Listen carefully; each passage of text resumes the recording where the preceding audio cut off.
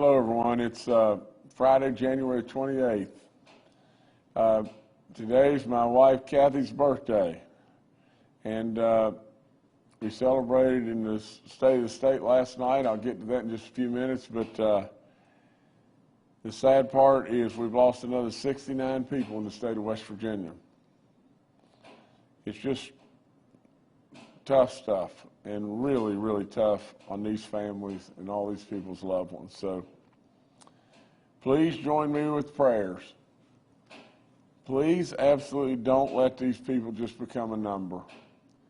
We've lost 5,743 people. It'd be awfully easy just to chalk them up to a number, but they're not a number. There's somebody that's a mom, a dad, brother, sister, child, whatever it may be. Absolutely, please remember them.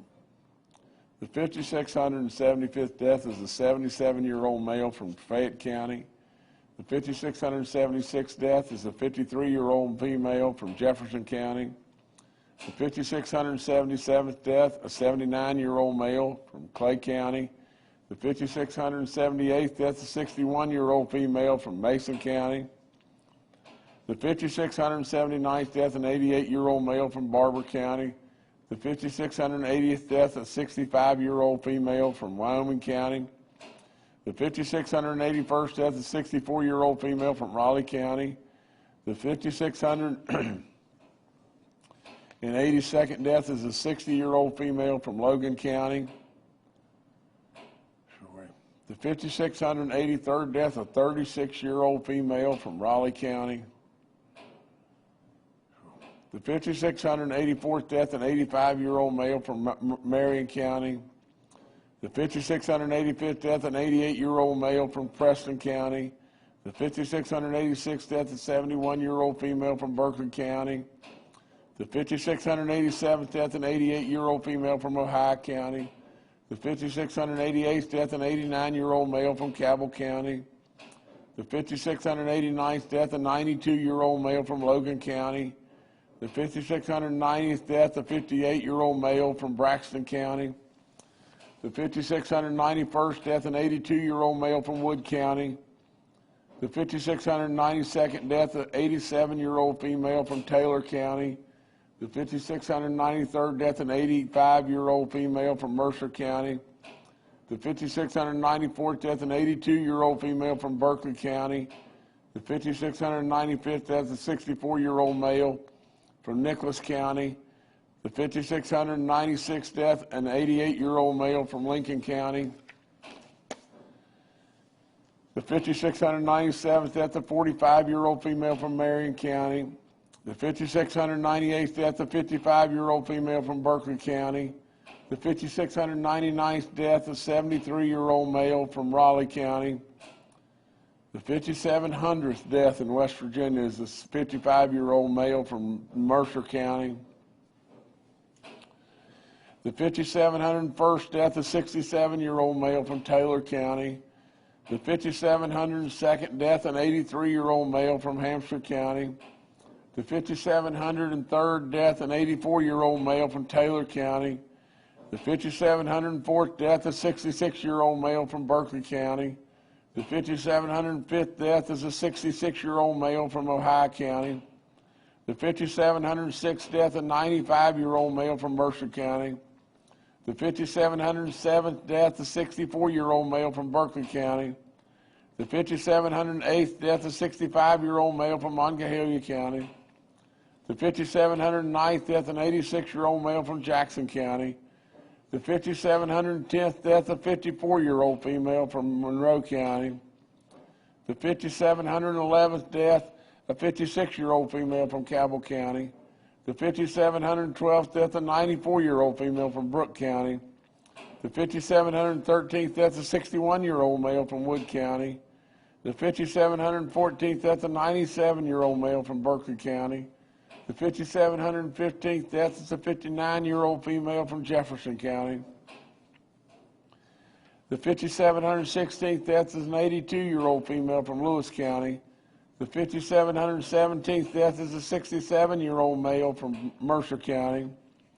The 5,718th death is a 36-year-old female from Berkeley County.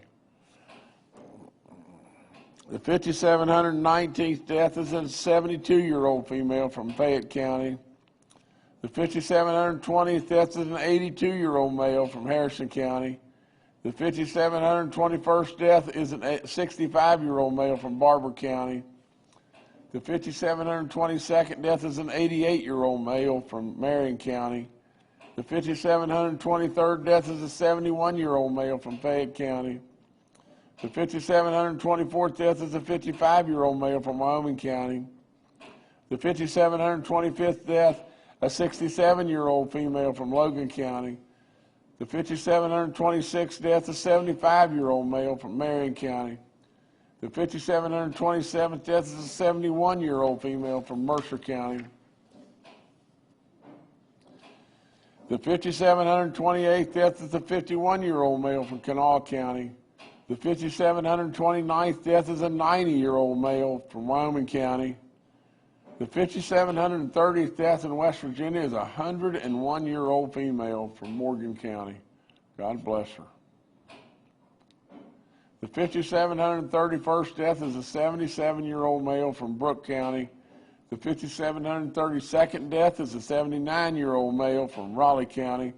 The 5,733rd death is a 67-year-old male from Ohio County. The 5,734th death is an 85-year-old female from Greenbrier County. The 5,735th death is a 38-year-old male from Wayne County. The 5,736th death is a 37-year-old male from Raleigh County. The 5,737th death, another 30-year-old, a 39-year-old female from Raleigh County. The 5,738th death, 5,738th death is a 94-year-old male from Raleigh County. The 5,739th death is a 77-year-old male from Raleigh County. The 5,740th death is an 82-year-old male from McDowell County. The 5,741st death is a 81-year-old female from Putnam County. The 5,742nd death is a 78-year-old male from Marion County.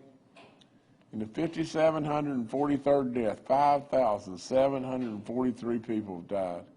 And this is an 87-year-old female from Logan County.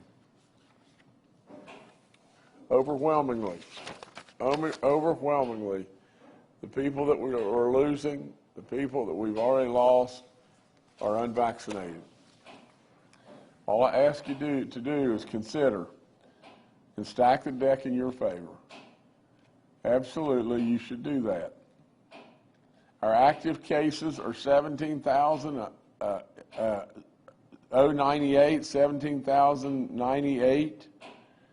We have 4,668 new positive cases in the last 24 hours.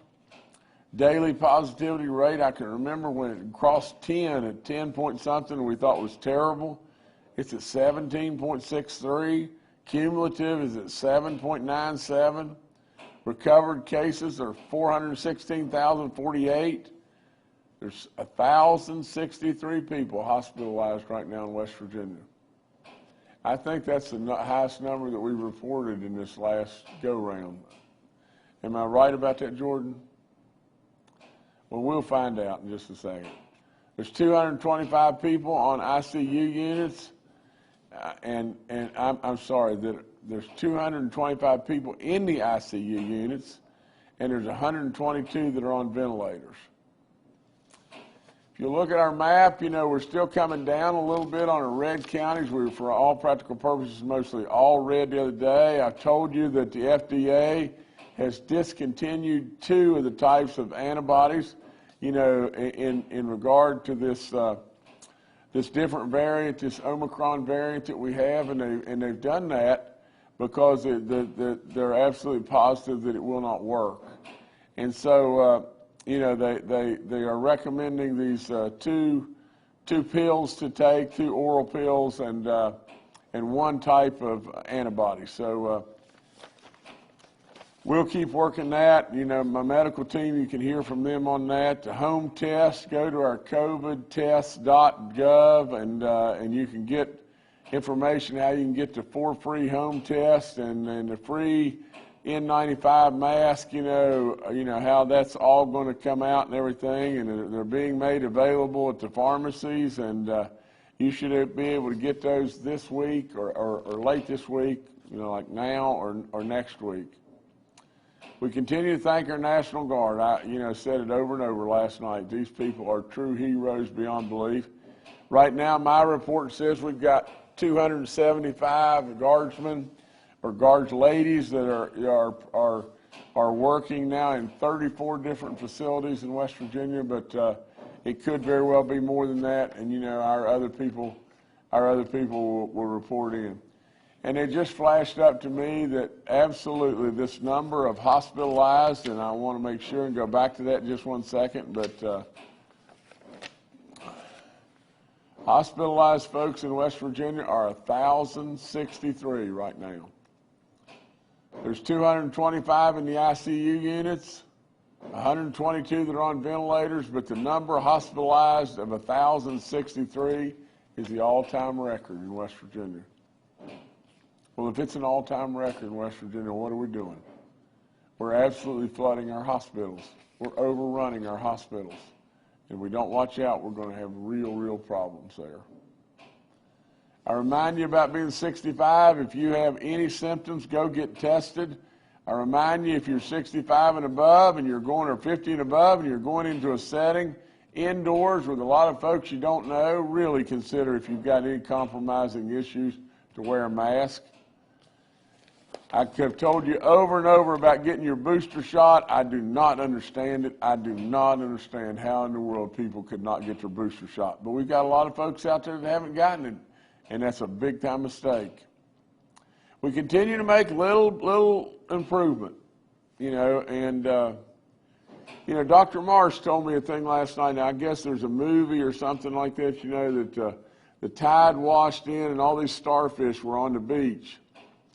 And they're drying up, and there's a little boy there. And the little boy was picking them up and throwing them back into the ocean. And someone walked up and said, son, there's no way in the world that you're going to get all those and throw them back in the ocean. You're wasting your time. There's no way that you'll be able to get all of them back in before they die. And basically he replied, I know I'm not, but I'm going to get some. And that's paraphrasing what was said, but that's all I know we can do. We know we can't get all of them. There's no way. Some people just are not going to take the shot, period. Some people are going to get sick, and a bunch more people are going to die. But we can save some. Our numbers on 18 and over now have gone from 70.1 to 70.2. They just drag and drag. Last time I think we were here, we were at 70.7. Now we're at 70.8% of the people 18 and above in this state that have had at least one shot. It's getting better. It's not nearly fast enough for any of us, but it's getting better. So we'll just keep trying to save those that we can. All the information on the COVID vaccine line's up. I encourage you about taking advantage of the free testing. I always thank Fruth and Walgreens for all that they've done. We've got 156 outbreaks in our long-term care facilities, 1 outbreak in our churches. Get this number in corrections. Overrun. 804 inmate cases at 27 facilities and 257 staff cases. In corrections today, we have over 1,000 people with COVID right now. These people have done phenomenal work, and they're going to work as hard as they possibly can to save every single one of these lives, because that's just how good that they really are. The flu vaccine, I remind you to take it. Absolutely, you can do that. At the same time, you're getting the COVID test. The rental program, whether you be a renter or a landlord, I ask you to please call us. Please see if you qualify. I remind you about giving blood. You know, last night I delivered my 6th, and it's hard to imagine, I mean, my 6th State of the State address. I appreciate the House and the Senate letting me come in and everything, you know, as late as I did, because what happened when my regular scheduled time, you know, I ended up with COVID and the day before, and it just came out of nowhere, and it was pretty nasty. In fact, it was really, really nasty. But nevertheless, we gave a lot of news about a state that is really right side up. It's really become that diamond in the rough. You know, I said last night, and I mean it, and I'll stand right behind it until I die. And that's all there is to it. I believed wholeheartedly with all in me that we needed to be that frog that was proud of our own pond. And I said last night, I am the proudest of all the frogs, the proudest of our pond. Because now there may be somebody equal to the pride that I have in West Virginia and the love that I have in West Virginia. And I can promise you, to God above, all the bad jokes and the bad comments, you know, by the people out there in the world, whether it be Bette Midler or whomever it may be, you know, in my world, they just don't work. And I'm going to keep standing up for West Virginia. I don't care what anybody says. That's all there is to it. Absolutely, I love our people and I love our state. And to be perfectly honest, the very people, you know, that you know, don't like you saying something back, they're jealous. They're jealous of how good West Virginians and West Virginians are doing, and the fact that they've always beat us down. Like, you should know your place. You're West Virginia. Well, I don't buy in that except one thing. Yeah, West Virginia should know their place, and that's to be first. That's to be absolute first, because we are the very, very best of the best. So anyway, thank you all for, you know, the House and the Senate for letting me deliver my State of the State. We got another storm coming. You know, it's winter time. It's January. You know, our Department of Transportation's ready. They'll stay on top of it. We get snow. You know, just take all the proper precautions. Enjoy the beautiful, beautiful, beautiful snow that we have in the state of West Virginia. So we'll stay on top of it and keep you posted. I've got an announcement here about the Huntington Fire Chief, Greg Fuller. You know, he's getting ready to go into his second term, you know, or second stint as our Huntington Fire Chief. You know, it very well could start next month. He is currently the Deputy Director of the West Virginia Department of Homeland Security Emergency Management Division. And he was named this morning as the new Chief of the Huntington Fire Department by the Huntington Mayor. You know, he's a great friend, Steve Williams, and Steve does a wonderful job, and I thank him so much for all that he's doing, and he couldn't possibly be picking a better guy than this guy. So, Greg, we congratulate you, and we'll look for you doing more and more good stuff there. The last thing I've got is a program that we announced last night with the remaining dollars that we had of CARES dollars. We had $22 million left. We're going to put it into this program where we're going to try to absolutely encourage in every way and incentivize others, you know, other people that are still out there that haven't gone back to work. We're going to give them a $1,500 check if they can demonstrate to us that they can go get themselves a job. We've got all kinds of jobs all over the place where people are waiting on them. If they can go get them a job and they can stay in that job at least 8 weeks, which is not very long, and everywhere we'll give them that $1,500, and that'll be a nice little pop to them. Helps surely with all this inflation stuff that's going on. But more than anything, what we're trying to do is mimic Oklahoma on this. You know, you learn from your neighbors if you'll keep your mind and eyes and ears open and everything. But absolutely, Oklahoma has this program in place, and it's done really good. And it's brought a lot of people back into the workforce for good. That's what we want. We don't want an 8-week stint. We want you to come back, get a taste and a value and the pride to be back working, because that's what West Virginians do.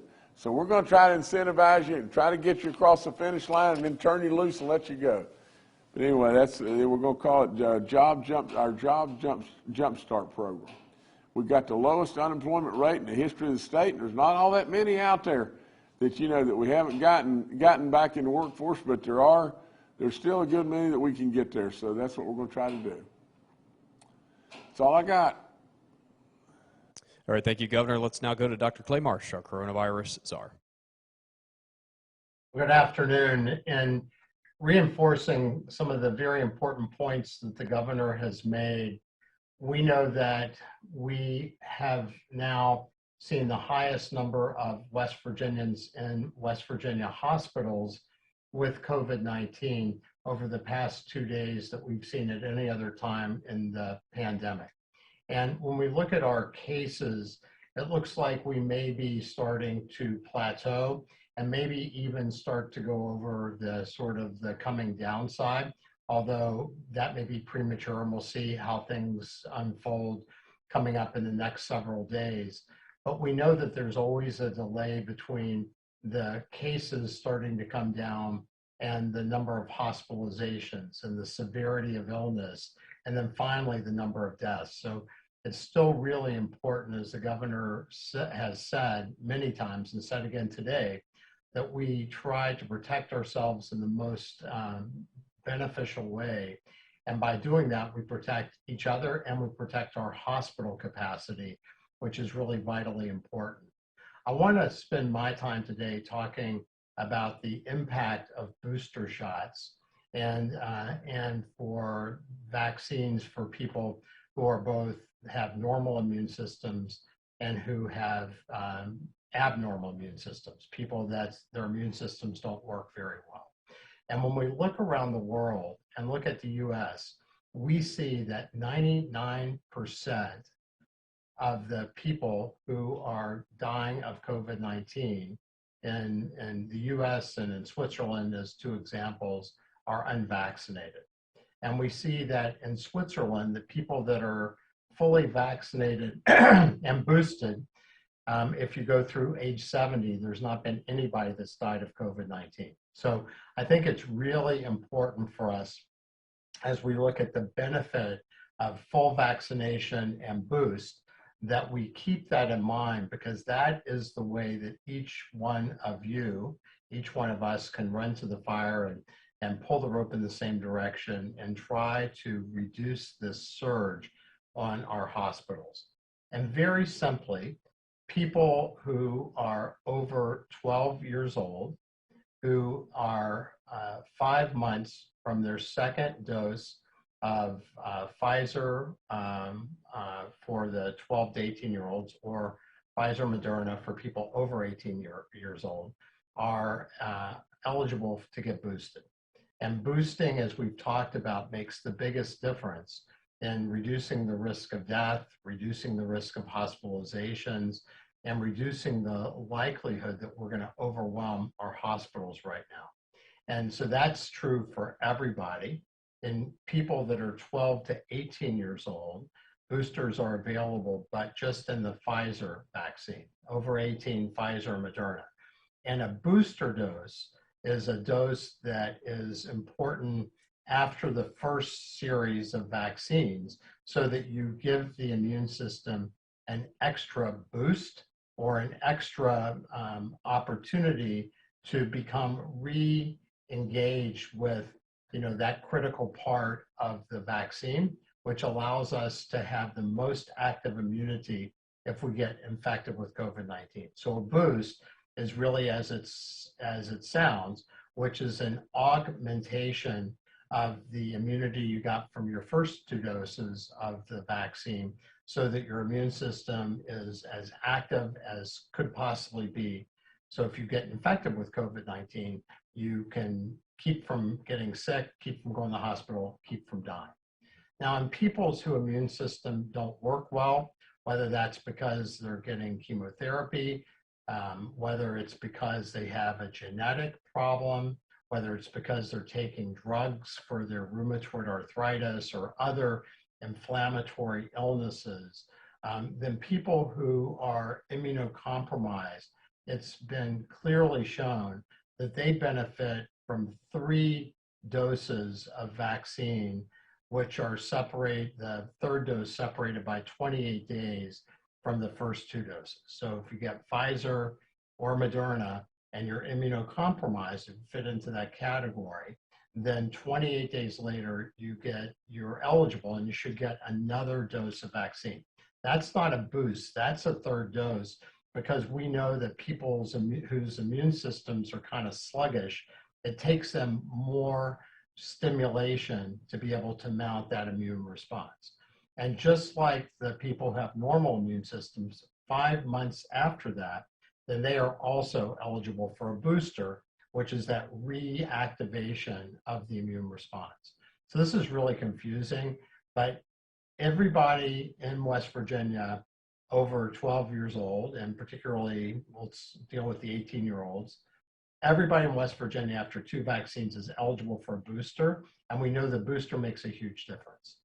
Everybody who is immunocompromised, who fits under that banner, as we discussed, is eligible to get a third dose of Moderna or Pfizer if you're over 18, or Pfizer if you're over 12, that allows you, or over 5, I'm sorry, allows you to get that third dose, which is important to stimulate your immune system because it's not as active. And then 5 months after that, you are also eligible for a booster. And we know that the boosters are critically important right now. So we really call on all of our citizens to please get vaccinated if you're not, so important, but also please get boosted because we have so many people in our really highest risk age categories, over 65, over 50, who only about half of them, of you, have chosen to get boosted. And right now, it's so important for us to protect ourselves, protect our hospital, protect our state. And this will pass, but we want it to pass with as few West Virginians suffering and dying, and as few hospitals having more and more problems taking care of the people's problems, people's illnesses that we have done, I think, relatively well during the pandemic, and want to continue to do well until this is over. Thank you. Thank you, Doctor. Next to retired Major General Jim Hoyer, the director of our Joint Interagency Task Force. Good afternoon. Antibody deliveries were achieved this week as of today. That's 312 courses of Bicrovimab that we received, and those will go quickly based on the demand for those. As the governor pointed out, significant support from the National Guard to a number of facilities actually just came from a discussion with the Interagency Task Force folks. An update to those numbers: 39 facilities now, 4 long-term care facilities, the West Virginia Veterans Home, some of our state hospitals, to include our 2 psychiatric hospitals, are receiving support. 339 guardsmen now assigned. And Jordan, I think you may have some photos of those individuals. As the governor pointed out last night in his State of the State address, and throughout this past week, our guardsmen are providing a variety of support functions to these facilities across the state. They are happy to be supporting our frontline healthcare workers and all those on the front lines of serving West Virginians with COVID. Next, I'd like to highlight some data that reinforces comments made by the governor and Dr. Marsh. Again, if you look at today's hospital numbers, a couple of key things: 149 new admissions, in addition to the number that the governor pointed out. In addition to that, while 68% of those in the hospital are unvaccinated, when you get to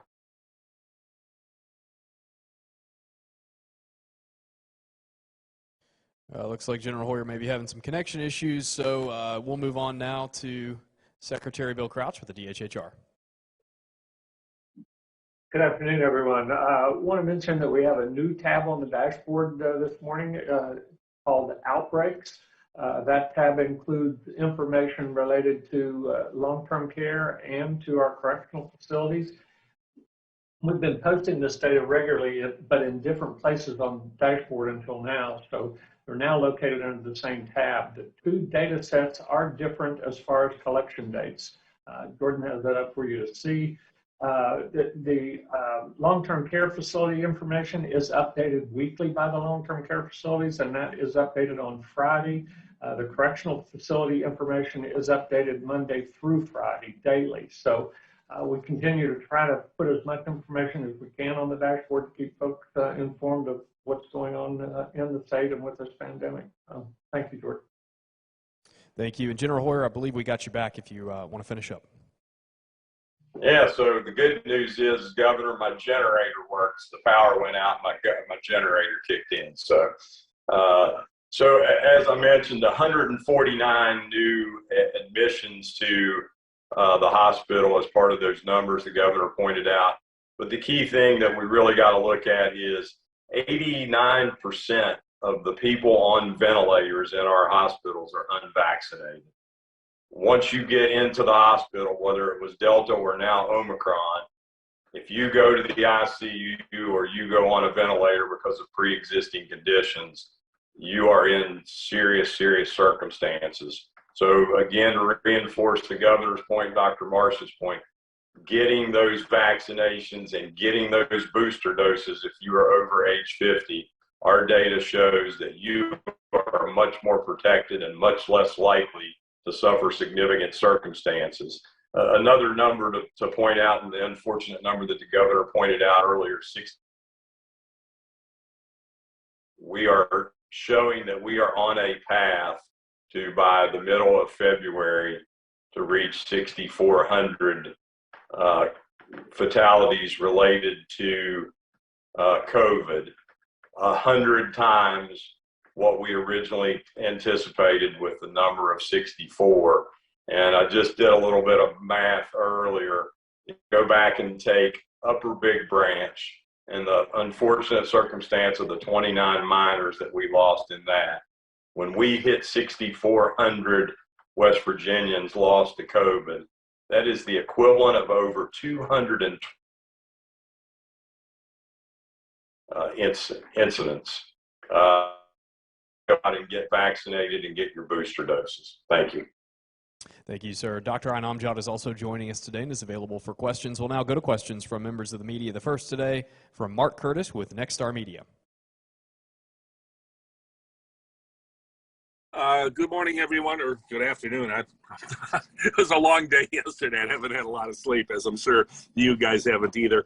Governor, I do want to go back to last night because there's been some blowback today. I was listening to Hoppy Kercheval's show, and a good number of people called in or texted and were critical of the baby dog appearance last night and the Kiss My Hiney reference to Bette Midler.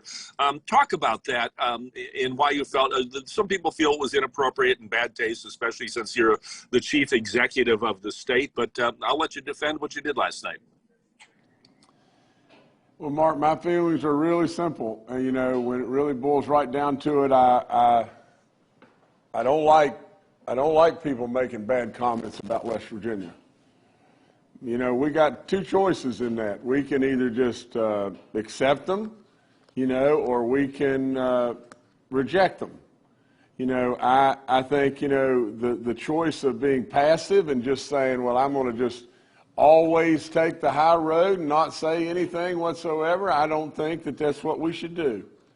You know, we reported so much good news last night, it's off the chart. And really and truly, that good news just didn't happen by just rolling off the pickle truck. You know, you elected a governor that had a lot of experience and put that experience to work along with a lot of great people from the legislature and great people in his office and a great cabinet and everything. And lo and behold, great stuff is happening beyond belief in West Virginia. Surplus after surplus beyond belief. We've gotten through this pandemic in a lot of ways. We're building roads, tourism exploding. There's so many different things. We haven't forgotten our natural resource people, whether it be coal miners or gas workers or whatever. And there's so much good. So much good. You know, and when it really boils right down to it, you know, we have had so many people throughout all time that have stood up and done great work, and I'll promise you to God above, I am going to defend our people. Absolutely, without any question. Say what you want. but states surrounding us never thought we could compete. The Ohio's or Pennsylvania's or Maryland's, Kentucky, Virginia, whomever it may be, they never thought West Virginia was even a player on the table. And lo and behold, what did we do? We landed 3 incredible companies, just boom, boom, boom. You know, that's not counting Hyperloop and all the different things that are happening in West Virginia, is it? But really and truly, those people last night, here's what they said. And call them. But the Nucors, you know, the Owens and Minor, and the Green Power people, you know what they said last night? They said just this. They said, we only came because of you being genuine. West Virginia is not the standard. West Virginia is absolutely exceptional. We came because you speak the truth. And absolutely, we're not going to go to places, if we can avoid that, where absolutely it is a political circus. Absolutely talk to them. They thought it was absolutely wonderful. They took time to take pictures with Baby Dog. Absolutely, I am going to defend and stand up and say exactly what I said last night. I want to be not only proud of our pond, I am the proudest frog of our pond. And I am not going to back up in any way. And it's a shame. It's a shame when people just dive in the ditch. They say, oh, gosh, dag, you know, I wish he hadn't done that. I wish he hadn't done this. And I just ask you to ask yourselves, if you're taking that position, what have you done? What have you done? Really, at the end of the day, it's easy for me to measure what I've done. You know, absolutely, I'm going to keep doing it because I love our people. And I am that proudest frog, and I believe in our people, and we got the very best of the best, and we're going to keep on trying to help everybody we possibly can in this state. And so I'm not backing up a bit. The Bette Midlers of the world can sit and say we're illiterate and we're backward and all these terrible things. Absolutely, they can throw rocks, but they're not going to throw rocks at my people if I can help it. Because absolutely, I'm not going to stand idly by and just say, okay, that's good enough. That's good enough. And really and truly, I thought, you know, I mean, I could have said a lot of different things about that in a lot of different ways and everything, but really, there we are celebrating the diamond that I knew we were. We are celebrating a West Virginia like nobody's business. A West Virginia that is absolutely running like crazy and has become the envy of the nation in so many different ways, and people are jealous. They want us to be back like we were. I ran for this office and put sign after sign up and said, are you tired of being 50th? Absolutely, we're not that anymore, are we? We're absolutely just flat killing it in West Virginia, and we want to just keep more and more and more goodness coming. To the Bette Midlers of the world and everything that want to cast rocks, if they cast rocks at my West Virginians, I'm going to cast rocks back. Like it or not like it. That's all there is to it. I'm too proud to not defend our people. All right, thank you, Mark. Next to Kenny Bass with WCHS and Fox 11. Hi, thanks for taking my question. A couple of things. One for Governor Justice. Have you heard back from Bette Midler yet?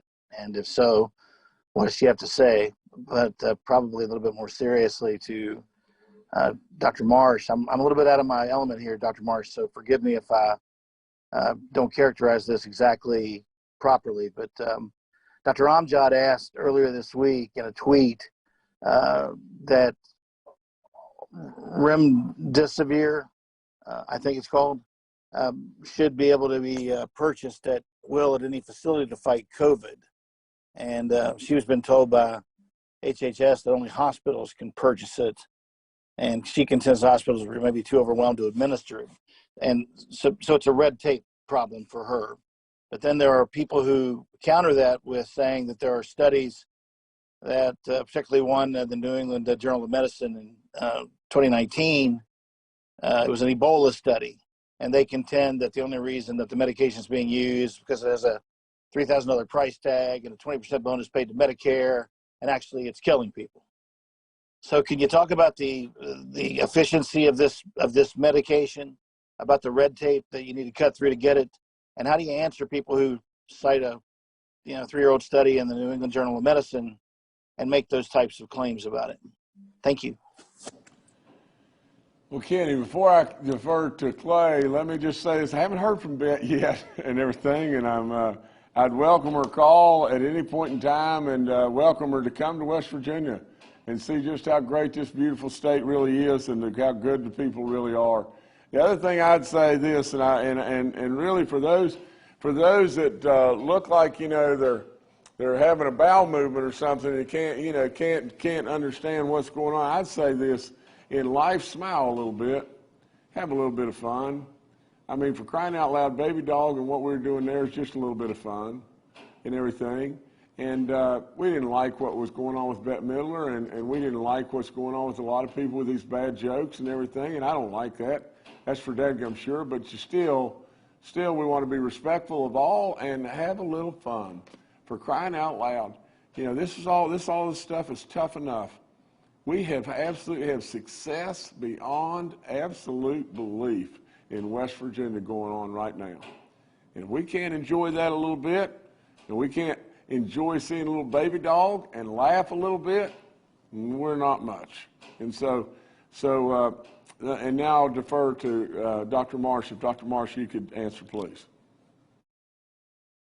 Thank you, Governor, and thank you, Kenny.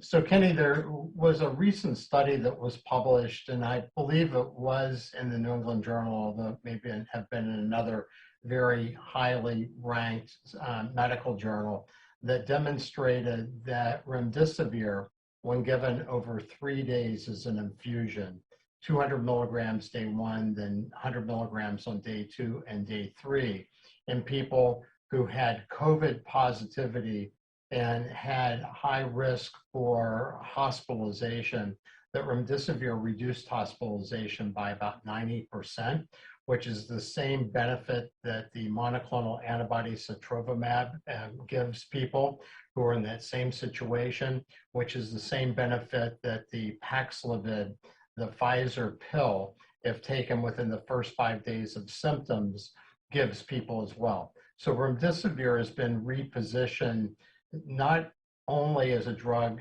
that may have some benefit in people with COVID who get sick enough to be hospitalized, but really its great benefit appears to be preventing people who are at higher risk of hospitalization who test positive from going to the hospital.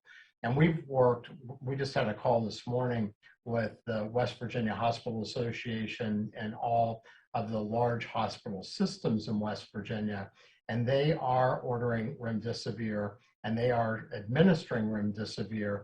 The challenge, again, is in the amount of resources that is needed to administer 3 different days worth of infusion, and the fact that hospitals are already overloaded. And we as a leadership team are certainly working with them, working with our community health centers and fairly qualified health centers to also look at other opportunities to infuse this. But we want to make sure that we have a full supply of all of the tools in our belt right now to try to help reduce the number of people at high risk for going into the hospital who test positive for COVID-19, so that we continue to try to reduce that surge on hospital capacity, which, as we talked about earlier, is a significant concern for us. Thank you. All right, thank you, Kenny. Next, we'll go to Charles Young with WV News. Hi, this is Charles Young with WV News. I want to ask General Hoyer about our National Guard support. I know the other day you said our tabletop exercise estimated that we need about 350 guardsmen. Given that we're now within 10 of that number, are we going to reassess what we think we'll need? And then I also wanted to ask if there's been any consideration of assigning National Guard members to respond to what's going on in corrections right now. Thank you. General, please, sir. Yes, sir, Governor. So, Charles, yes, we have been looking at that consistently to see what additional manpower might be available. There's also been discussions with corrections. I hope folks understand that 85% of our members of the National Guard have other civilian jobs, and we have challenges bringing additional personnel on duty. So all that's being looked at and will continue to be managed across the system going forward. All right, thank you, Charles. Next to Paul Mullen with WCBC. Good afternoon, Governor. Good afternoon, everyone. This also falls in the correctional facilities line. Our newsroom has been contacted by some who want the federal prisoners given more leeway in getting out early because of the threat of COVID. I want to get into some of the numbers at corrections. Is there a percentage of those being held that have refused the vaccine? Did they have the opportunity to refuse the vaccine? And if they did or did not, there's still an outbreak there. Governor, have you given any consideration to early release for some maybe nonviolent older offenders that would be more at risk for COVID than the younger ones? Thank you. Paul, from my standpoint, you know, I never try to dodge anything. You know that and everything, and I'm not doing that now. But we would surely, I guess you never say never, but I've got to have a lot more information on that, and I think maybe General Hoyer, you can answer some of this, but I think really and truly what you're asking is very good questions and everything. We probably need to do a whole lot more, research and look a lot deeper and everything and get back to you. But General, please. Yeah, Paul, as Governor pointed out, every day Secretary Sandy, Commissioner Jivenin are looking at all the different options to address the challenges of outbreaks within facilities, and I'm confident that they're working on a variety of recommendations for addressing that to the governor. All right, thanks, Paul. Next to Jocelyn King with Ogden Newspapers.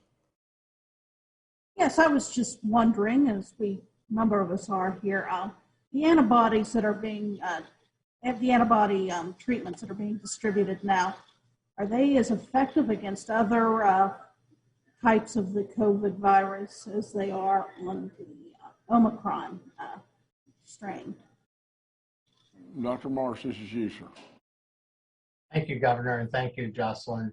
So research was done to look at the ability of these different monoclonal antibodies to bind to and neutralize the ability of different forms of COVID-19 from being able to infect us. And as was previously pointed out, that the Regeneron antibody and the Lilly antibody cocktail of monoclonal antibodies worked very well against the Delta variant and were used very widely to treat people with the Delta variant.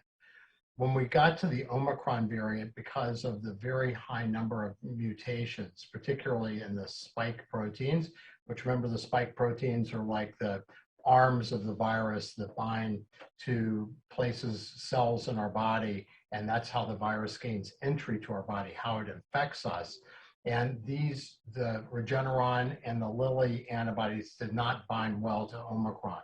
And as Omicron became the dominant form of COVID-19 in the United States, 100% now of new cases virtually in the US, and now in West Virginia, 94% in our last sequencing run of the new cases of COVID-19 that we were able to sequence, then the only antibody currently that's approved for the Omicron variant is the sotrovimab, which is another antibody that doesn't bind to those same areas that the two antibodies that don't work very well against the Omicron variant binds to another area. And it's the best antibody we have to neutralize the Omicron variant, and it translates to having a protection, just like we talked about with remdesivir, of about 90% for people being hospitalized who are at risk for hospitalization who test positive with COVID-19. So the antibodies that work better against Delta don't work against Omicron. And this antibody is the one that it really works against Omicron. And now virtually all of our cases in the US and in West Virginia are Omicron. So that's a reason why the federal government said there's no reason to use the two antibodies that don't work against Omicron, and instead suggested that everybody use the sotrovimab. I hope that makes sense.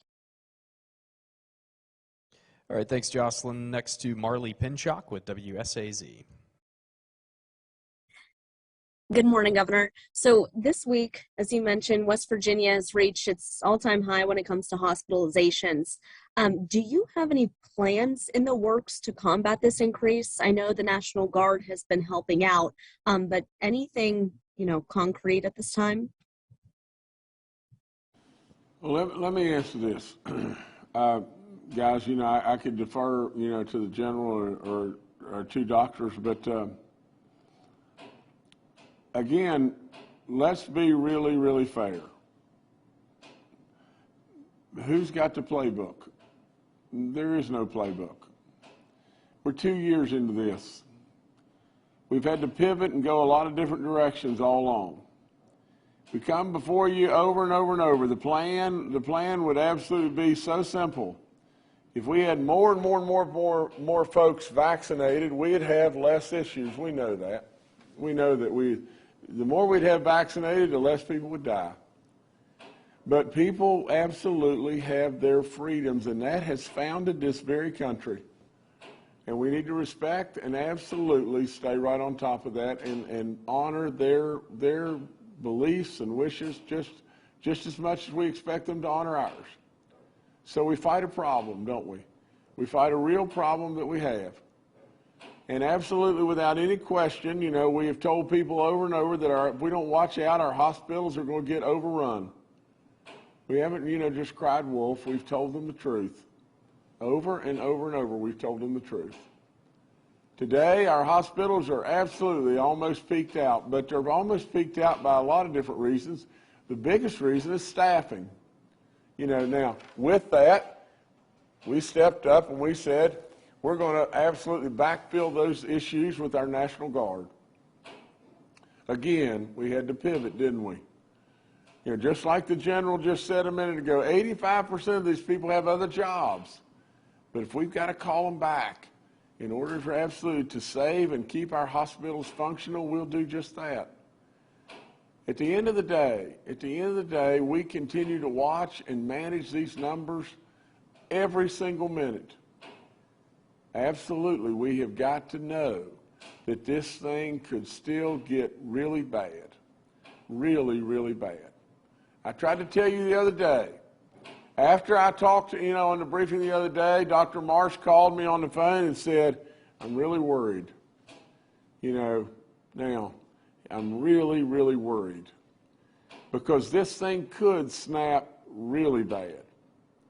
This Omicron virus is so infectious that just almost any and everyone are going to get infected if you're unvaccinated.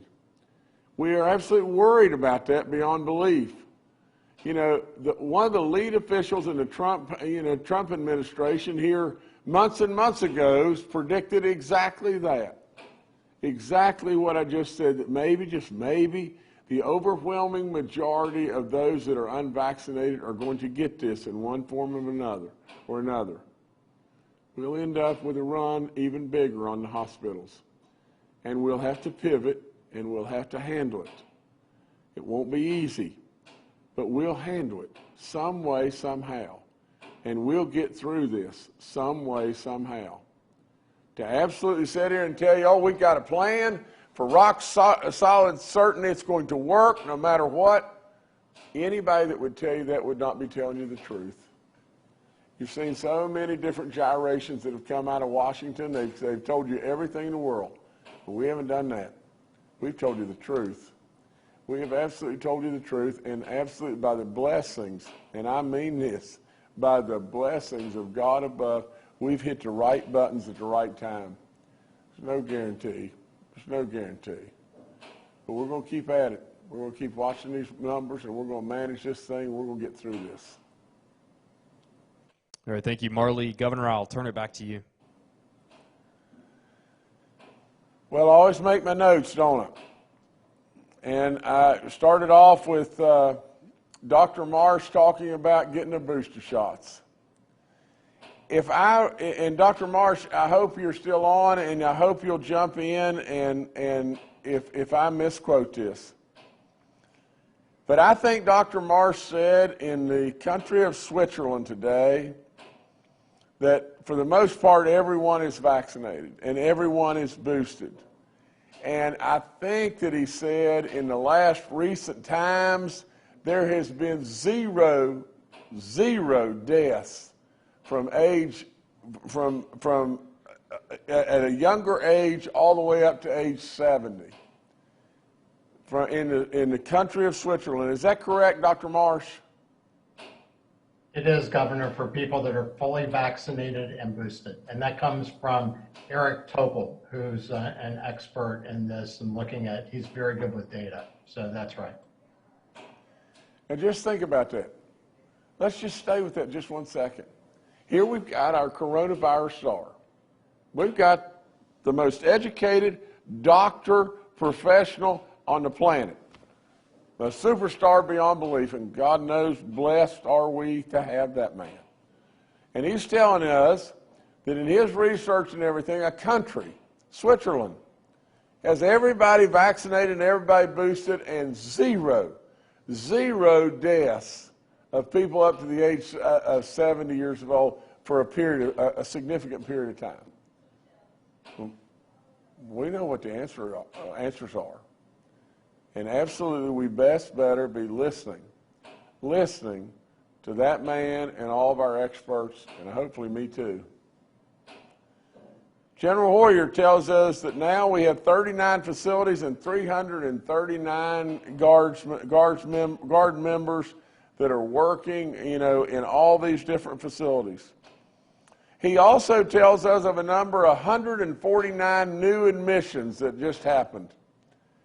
Do you remember what the ideal admission total that we didn't want to go past was? Do you remember that number of admissions was 60? And when we go above 60, we got a problem. 149. 149. That's not any good. The other thing is just this, and I'll end by just saying this. My methodology, my DNA has always been the same. I probably do a few things that are a little out there, and I probably make you smile and make you laugh some. And some people that are just too much a prune, they just can't get through life and have any moment of joy in any way. They pick at it and all that, and I could care less. But the one thing I absolutely do is I always tell you the truth. Whether it's a country talk or a straight talk, that's all I know to do. That's all I know to do. I have said it so many times. If the art of the deal is so easy, if you'll just think about it. I have made deal after deal after deal after deal. Just made a bunch with gigantic companies that came here. And in those deals, if you'll just step back and think, here's the way to do it, ask who you're in the deal with. What would be utopia? What would be the best for you? Tell me. And then I'll tell you the best for me. And then let's two of us work together to get as close to that as we can. You don't need to try to one-up somebody. You don't need to try to be the winner and then be the loser. In a deal like that, it never works. It never, ever works. Most of the time, it doesn't ever get done. But then, if it is done and somebody's a loser and somebody's a big winner, it's not good and it won't work. So I do this. I tell you the truth. I give you absolute straight talk, and I'll defend you to my grave. That's what I do. And then I say to you, let's evaluate if it's working. Let's just evaluate if it's working. You know, my dad always said, don't confuse effort with accomplishment, son. You've got to achieve. Last night, if you listened to the State of the State, you saw achievement beyond belief. You saw a state that really and truly, when we walked in the doors, the state was bankrupt. And you see a state now that is doing so good, it is off the chart how good it's doing. And I don't need all that credit in any way. I am telling you, there's so many good people. There's our House, our Senate, absolutely, there's so many good people along the way that work in my cabinet and right in my office that have done so much goodness, it is unflat believable. They needed a coach, and I've been the coach. And at the end of the day, if you look at it and say, don't confuse effort with accomplishment, I say to you all day long, let's just step back and evaluate, is it working? Is it working? And for God's sakes a living, I don't see how on the planet you can look at surplus after surplus and road after road and tourism after tourism and absolute goodness and taking care of our hungry and on and on and on and not say it's working, because it is working and it's only going to get better, West Virginia. And that's exactly where I stand. I love you with all my soul, and I'm going to go to my grave with that. Thank you so much.